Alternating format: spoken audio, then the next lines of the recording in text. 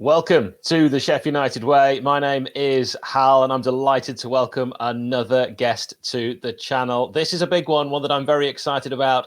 Jim Phipps, who was part of the Sheffield United Football Club furniture for a number of years, and in that time undertook several different roles, which I'm sure he'll be able to tell us all about. So to talk with us about his experiences at beautiful downtown Bramall Lane, we welcome Jim Phipps to the channel. Jim, how are you doing today, sir? Really well, thanks. It's great to have you on. I can't believe this. It's just amazing to think someone that we saw from a distance, and now here we are linking up from a distance. That's right. Oh, it's great to be on, and I have a great deal of regard for what you and Nick do on this channel. And it seems like how many people now are on your team? You've got the fan cam after the games, and you've got the stats guys, Adam, a couple of Yanks, yeah, and is it Bobby? I mean, it seems like there must be a small crowd of people in your bedroom. Right? There's a small army, and they all do wonderful work, and grateful for each and every one of them. We also are very grateful that you're a fan and supporter of the Sheff United Way, something we just couldn't have dreamed of when we came up with this ridiculous idea. It is me solo today. Nick is not with us, but of course he'll be back for many more videos in the near future. So, Jim, we need to start with the big question. How did you originally come on board and work at Sheffield United? Well, I guess the Prince and Kevin had a chance meeting in somewhere in England while he was traveling, and he came back from this travel and handed me a slide deck on Sheffield United, and from there a series of meetings. This would have been February-ish was, I think, the first encounter that they had, and I was involved from that point up until we did a transaction in late August, I think the 31st of August of that year. And so I was involved in sort of studying every aspect of the club, running a due diligence team, financially, technically. So basically when we got the deals negotiated with the McCabes, I was made a director of the club, which is kind of a strange place to start in football. That's actually leading me on beautifully to my next question. I mean, how much did you know about football and Sheffield United? As much as I know about, say, Nepal. I know they have tall mountains. I wasn't very well informed. I think the value that I was expected to add and was sort of a business side understanding, and I'm decent with people.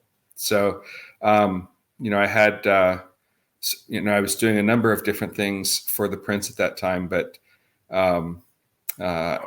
one of the ideas was just to help run the club from a management side. And we built an agreement system that did not require very much work from the board. It sort of, because, when we came in, there was an incumbent owner. We set things up so that most of the decisions were made by management. So people like to have the belief that the board is in there fiddling with everything. And the design of the program was essentially to not fiddle with things and to have professional managers both in the front office and on the touchline, and to allow them to do their thing. Makes sense. It wasn't like I was coming in to be the football expert. If that were true, the Prince is a football man, and he would not have sent me to do that job. But you then, of course, got a chance to experience Sheffield, the city, the place. You didn't stay in America where we're speaking to you now. What did you make of the city of Sheffield?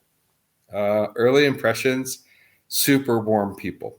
So I think the first blade, other than Kevin McCabe, that I met was a gentleman who is with the Handsworth Blades, Boothie, and he later passed away, I think, while traveling to see some footy in Poland. But he was sort of the first Sheffield United fan for the first Blade who wasn't in ownership that I met, and then just from there, every single thing. I mean, it was an amazing. It was being involved in the club was like it was like one part ministry or something where you're just taking care of people. Yeah. You know? And there are all kinds of things happening in people's lives, good things, bad things, and people were very happy to have they wanted the club to be a part of their great losses and of their great wins and of their, the marriages and deaths. And it was just an amazing thing. And I felt like I was very much a part of the place. I think that the first match that I saw was,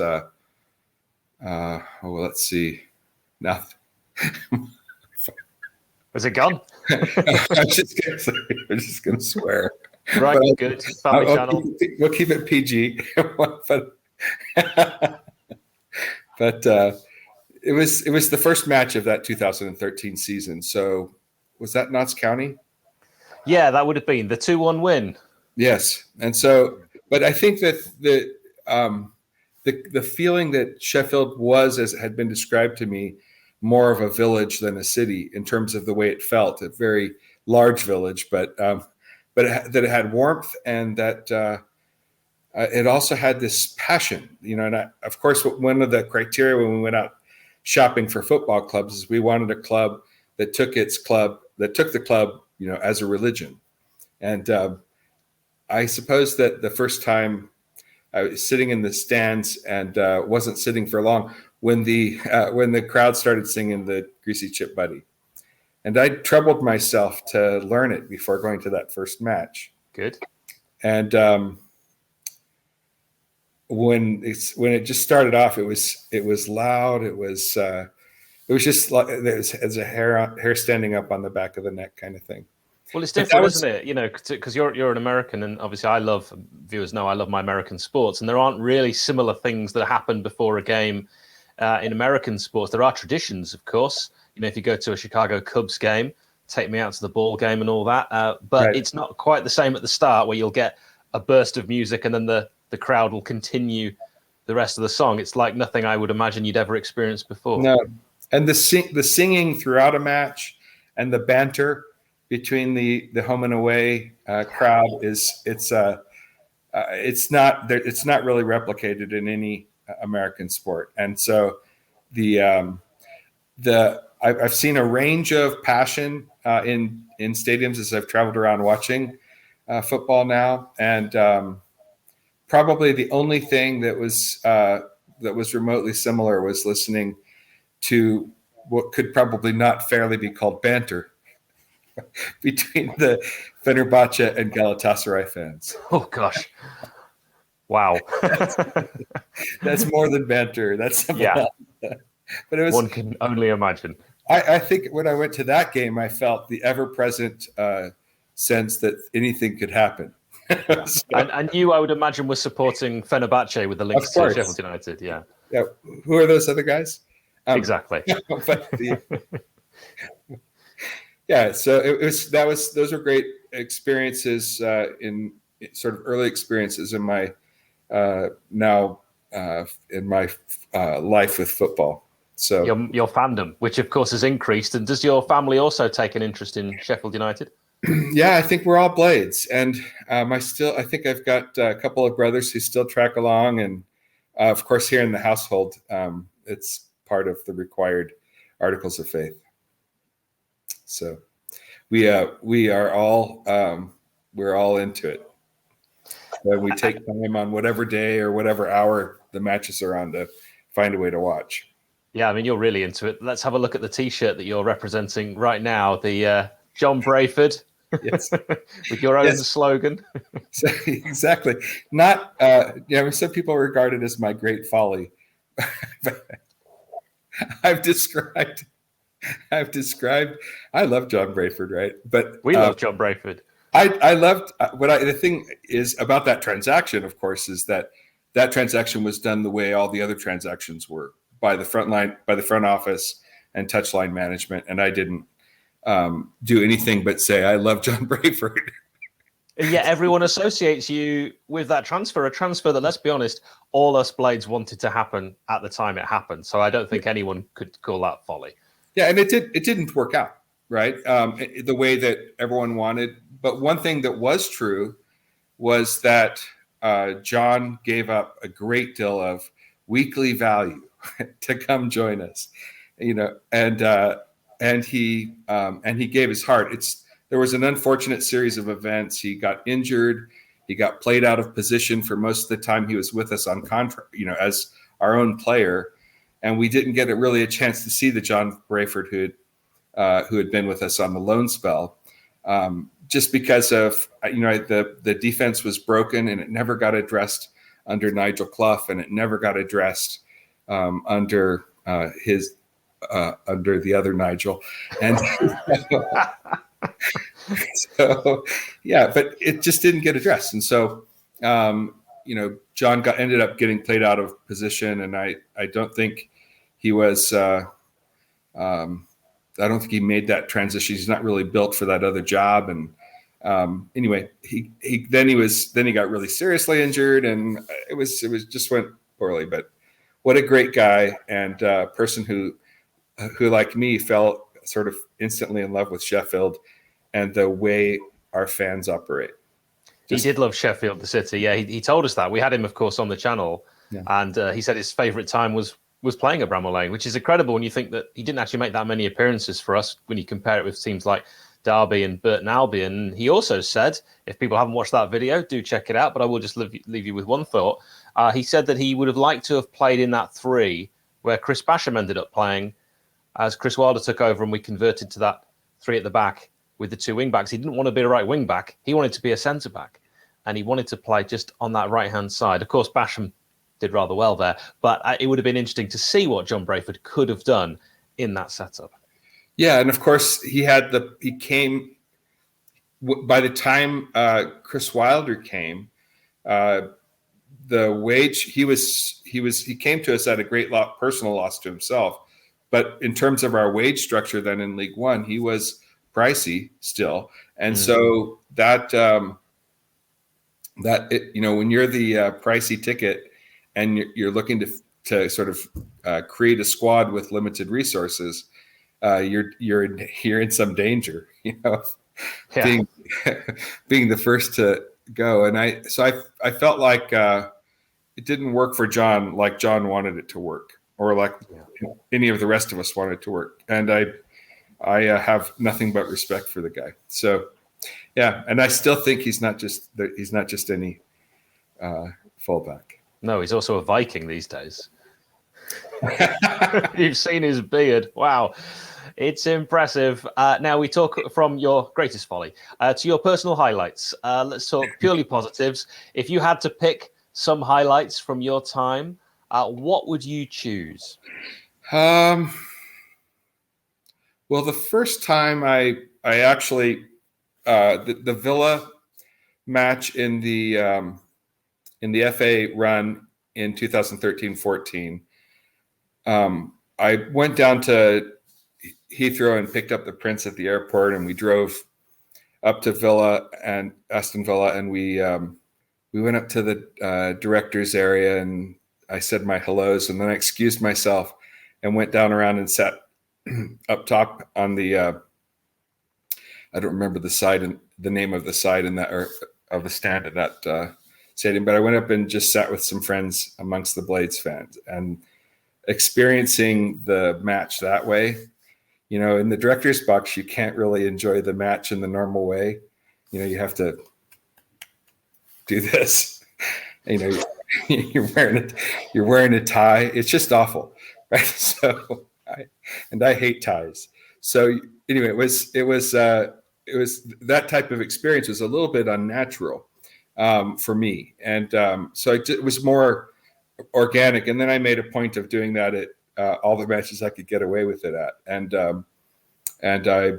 but that was great. And then the singing at the Charlton match, and then I took my parents and brought my family over for the semifinal, And that was unbelievably fun. And I converted my mom and dad to a sport they thought was, akin to watching tennis, watching grass grow.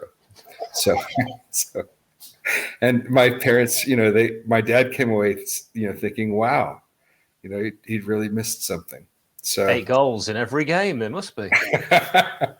Well, and I think that moment in that match it was an unbelievable feeling. It was like every single Blade's heart in that, in Wembley was in unison, and the clapping that went on from their last goal until all of the players were off the pitch was, everyone was standing and singing, and it didn't matter that we were going to lose.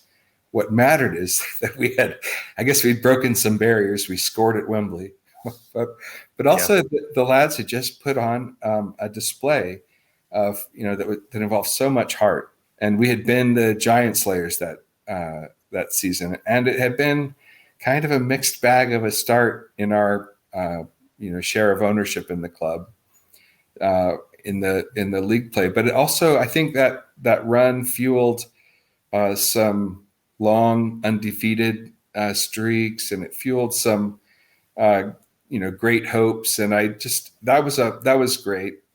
Yeah, I think those are probably that from that FA Cup.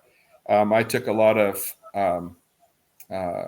joy. I also, it's an odd sort of highlight, but I really, really admire David Weir. He gets slated, and the start to the season that he had with us was an abomination. It wasn't entirely his fault. I mean, he's having players, some of them not so fantastic, thrown at him right and left. After the deal gets done, we start spending money to try to do things that didn't get done during the summer. Before our deal got done, we'd sold off McDonald, who had been a significant part of David's plans. But when the decision was taken to make a change, it was me that went to talk to David. And there is not a more class individual that I've met, I think, ever. He was as calm and collected, and he had no venom in him. And he's a guy. I think someday he's going to be. I think he's on his way there now, but I think he's going to be a super manager. But he just. I think it was not the ideal circumstances, and because he was new to club management, I'd guess that he hadn't yet learned that there's a certain level of resistance that a manager has to put up to boardroom nonsense. So good way of putting it. Or front office nonsense, or whatever it was. So I think that was a great, for me, I haven't had a chance to be in contact with him much, but I've tried to track him through his journeys through football, and I admire him, and knowing him was a highlight. Probably, those are some positives. I have to say, there's one Blade who made me the godfather of his child. There were funerals and weddings and opportunities to sort of be a part of people's lives, and to be taken in like that is more than amazing. So it just, but it's so typical, I think, of Sheffield. It's like you're all the way in or you're all the way out. But the assumption is that you're all the way in. You're accepted first, and then if you screw it up, you get the stick. And of course, if you're in the boardroom of a football club, it doesn't matter. You're getting the stick. Oh yeah. I would never want to be anywhere near a boardroom at my beloved club if I had all the money in the world. I remember somebody tweeted me something, sometime after, maybe within a month or so of when I had left the club, and I remember responding to him just saying, "Well, I'm not the pissing post anymore." but yeah, I mean, I think it's those types of experiences. I think another thing that my parents were surprised by was after the match, we're just walking back to get transportation out of the general area and back into London where we were staying. And they were surprised at how the passion continued. It was before we got to the stadium and after we left, and until there were no blades in sight. But while there was a blade in sight, there was a passionate discussion to be had. So, oh yeah, and the feeling was amazing that day. So I think one of the things I know Blades fans want to thank you for is we'd had a little bit of it with Mick Rooker in terms of someone who was very fan forward thinking and very amenable to the fans, and actually kind of a voice when we didn't always know what was going on. And then you became on social media, which we hadn't experienced, because Mick was great, but he was one of those people that would do it on maybe a forum or via email, or you could just pick up the phone. He was brilliant face-to-face as well. You were someone that even if people never met, you were amenable and available on something like Twitter. And it was just something that we'd never experienced before. Was that something that you were told to do, or is that just you and your personality? More instinct, and also a little bit more American sports. It's really not. I think we're not. At least clubs as clubs are more engaged. I think we do have amongst our big organization leadership a tendency to avoid interaction. But I think one of the things I saw in the club when I arrived was a kind of siege mentality about fan interactions. Like, tell them nothing. You'll make a rod for your own back. The idea was not to share information. It was to control information. And, there's information that needs controlling, but there's also a great deal that you can do to let people know that you get it and that you're listening and that you're somehow available. What I think I would say now is that I think the club has done like a complete 180 in terms of the way the club engages on social media. It's out there. It's funny. It's, they have the team that's doing the creative team that's doing the communications for Sheffield United is great. And I think that, when it's still true that when we're in a hard spot, that sometimes it seems a little long between, information from the board level. And so I think people sort of, what doesn't get said gets imagined. And so sometimes the bow wave of resistance that will build up in the club to whatever the board is doing or whatever front office management is doing comes by leaving people to guess a little long. But I would still say, the club is, 1,000 times better at communicating than it had been. And that's something I think I don't claim any credit for it, but I do see that it has enormous value. So to me, it's a big deal, because if you're that connected to a club, to not be spoken to is that's hard. That's like some sort of sentence.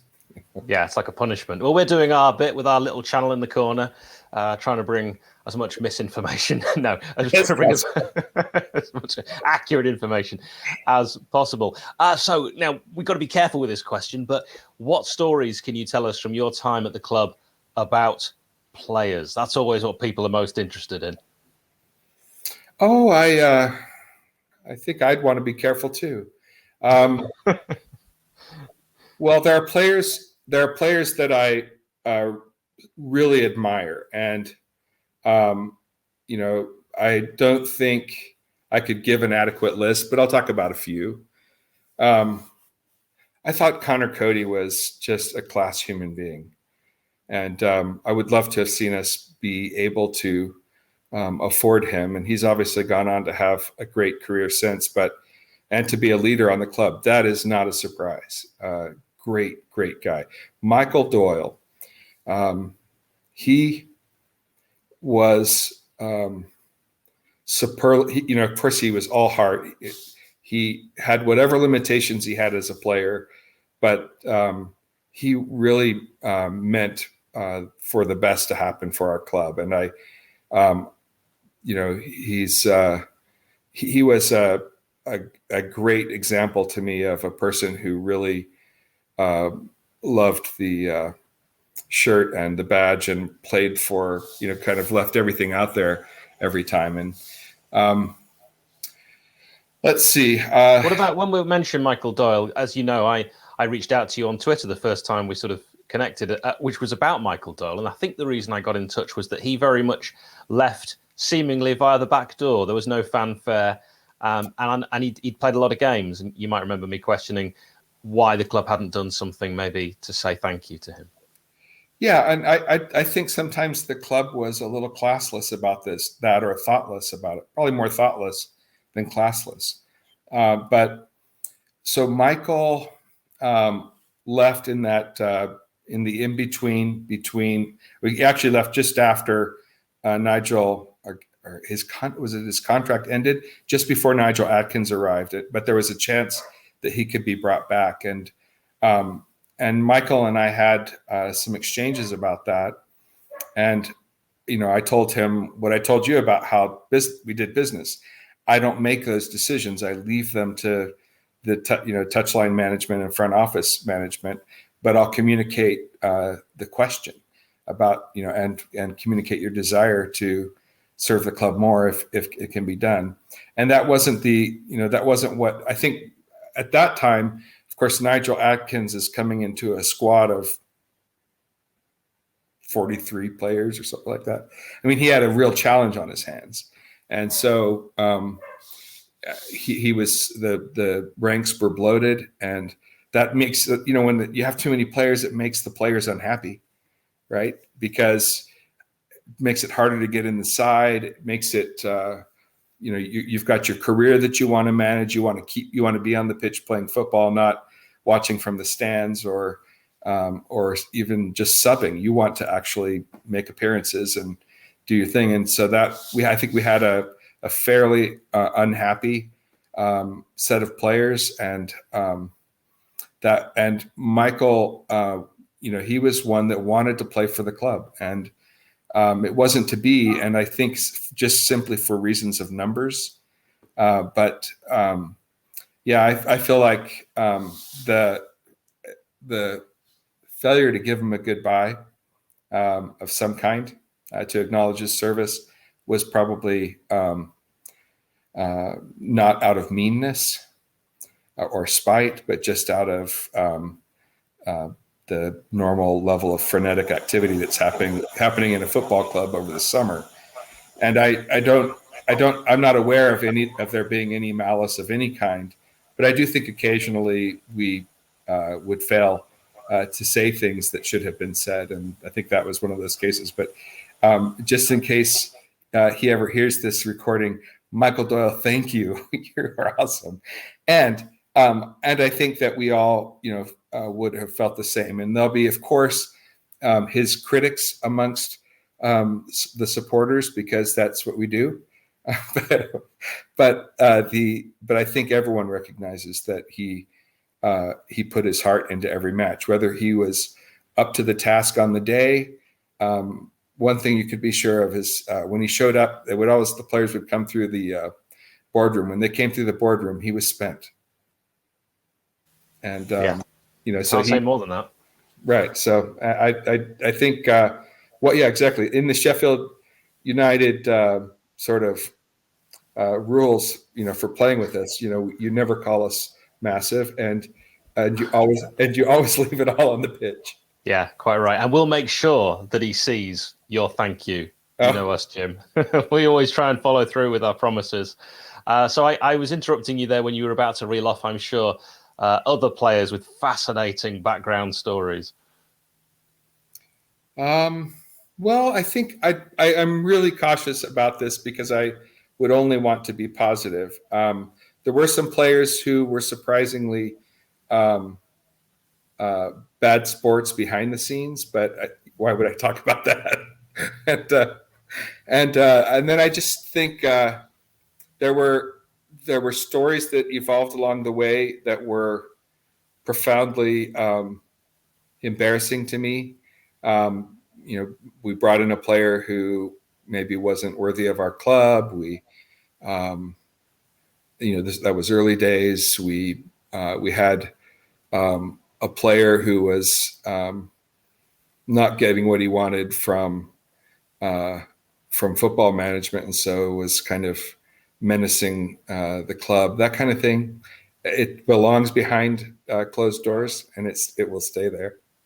So I would have to say that this isn't a player comment, but I think that transition from what happened at the end of that season, where Nigel Atkins ended up leaving the club. Not Nigel Atkins, but Nigel Clough, was really painful to me.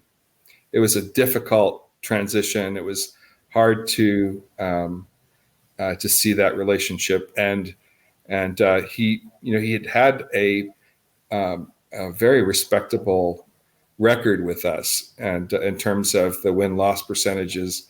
Oh wait, that sounds like something from Ted Lasso. Are you saying then that Nigel Clough was a good man, an honest man, a decent guy, and someone that was obviously then, but therefore very difficult to let go? Yeah, and he was. There were things about his management that I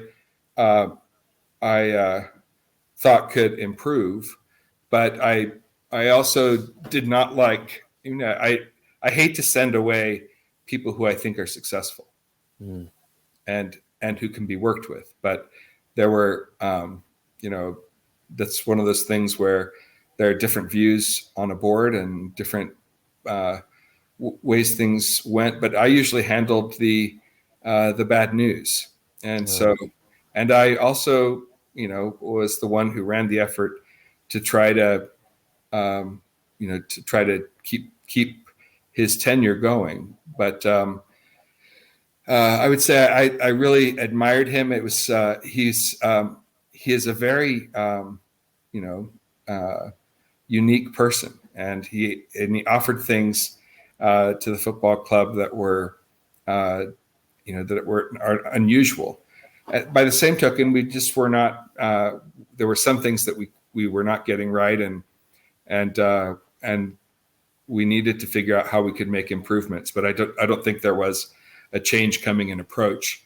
So anyway, but I really loved the way he operated, and he had some of the characteristics that we admired so much in Chris Wilder, in terms of being, he was kicking every ball, and he was the kind of guy who was passionate about the game. He wasn't just wearing a suit, standing on the sideline impassively, thinking about who knows what. I mean, I think he was there kicking every ball, and I thought the world of him. And I'm attracted to people, whether I like their temperaments or their personalities or their manner, whatever it is. I'm attracted to people who are passionate about what they're doing. It's really hard not to like somebody who's in love with what they're doing. And so, that was a hard transition, and I have, admiration for him and for what he's done also since leaving our club. I think he's a terrific guy, and it's not a surprise to me that he spent so much time at Burton. I remember the chairman of Burton coming when he came to our club and telling me what a special person Nigel Clough was, and that was, I think it was borne out in our experience. And we all lived the cup run, and we all lived through that sort of rebound on what had been a terrible season in the beginning. Absolutely, yeah. Ben Robinson, the chairman of Burton Albion, and by all accounts, a very good chap. So for you at the end, Jim, how did it all end with United? Well, I think this is a great topic, and I'll be careful, but I'll be honest. So it's not a secret that Kevin McCabe didn't like me, and he had spent some period of months, by then years, bad-mouthing me to the Prince and trying to undermine literally everything I did. So and it was so we were kind of a one step forward, two steps back, kind of an organization at the top. And I couldn't adequately convey to His Royal Highness how difficult that relationship was, and not for personal reasons, because I don't really run things on the basis of how I feel about a person. But it was just, we were, our interests in that relationship were, I think, constantly at threat by the way our partner wanted to do things. And it was tense. And of course, I figured at the end that the Prince would need to work directly with Kevin for a season to figure out who his partner was, because there was a period of time when the Prince couldn't be very involved at all because of a spell of government service as essentially a minister of sport. And so it was just my relationship to manage, and it didn't go well. And I think one of the things, I was pondering this before, but Kevin was not accustomed to being told no, or finding that somebody disagreed with him, and I was willing to disagree with Kevin, and that really turned him against me. And I thought, well, the best thing to do is for the health of the club, for the Prince's own well-being, would be for him to make his own judgments about what to do in this relationship. And the Prince, then ran the relationship himself for a spell, and we know what followed from that. But I will say that not gloating but gratifying that the clauses that I negotiated in the agreements resulted in our getting the right owner when Kevin overplayed his hand, and sort of lowballed the Prince on the assumption that the Prince had no money. People have said that a lot. There had been a whispering campaign run along those lines, and for whatever reason, the other side of the equation came to believe their own rhetoric, and then they got stung when the Prince flipped Kevin's proposal on him, and the rest is history. But it was unhappy days. So part of my departure involved the difficulty in my relationship with Kevin, and part of it, and I think I even said it in a public radio interview, not about my leaving the club, but just that when people reach this level in organizations, they typically have learned how to stand up for themselves. So, and to stake out a position based on principles, so I'm sure that Kevin would describe me as stubborn and unruly or whatever, but it doesn't matter. That's all behind us now. I would say that I said publicly, and I meant it too, that I left the club because I had disappointed the club. Right? I wanted my leadership to result in our getting up sooner. We were in a better position, but not greatly better position when I left than when I started. And so I think it's also important when you care about performance to bow out if the results you're getting aren't matching the desired results. So I do feel like I'm responsible for my part in it, and I'm glad to wear whatever shame I deserve for those results. And I'm also happy to acknowledge what came next, which was the appointment of somebody who turned out, I don't know if anyone could have expected it when it started. I guess if you looked at the record, at Chris Wilder's record before in bringing clubs and leveling clubs up, in leagues below, you might think he'd be capable of it. And I guess I have great admiration for what happened next. And I didn't know that it was going to happen, and I didn't have a say in its happening. But I'm so happy that it did happen. And I think it was just great for the club, and it's given us a period in our history which everyone will always remember with fondness and gratitude and admiration. And it's not likely to see that sort of connection between manager and club,